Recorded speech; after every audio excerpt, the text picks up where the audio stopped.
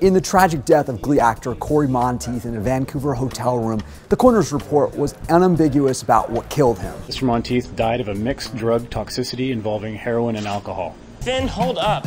Here was a teen heartthrob, 31 years old, but playing a much younger character, an athlete come Glee Club member, hardly the popular image of a heroin user.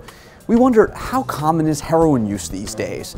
Compared to other drugs, not so common. Marijuana is the illicit drug used most by people 12 and older.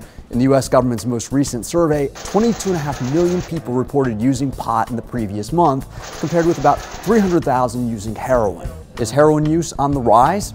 It's been trending upward. The blue line on this chart represents people who've used heroin in the past year. The red line, people who've used it in the past month. For those who reported using it in just the past year, their numbers jumped from 404,000 in 2002 to 620,000 in 2011, an increase of 53%.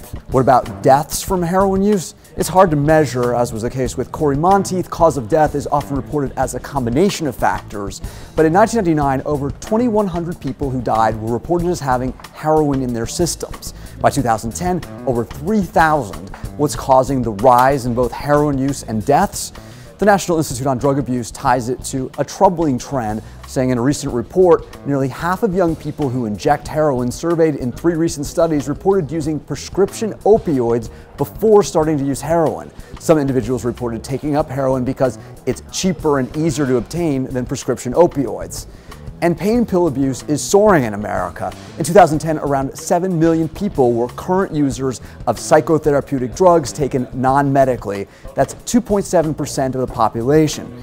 We don't know if that was a factor in Monteith's experience with heroin, but health officials are worried that pain pill addiction is feeding the new wave of heroin use.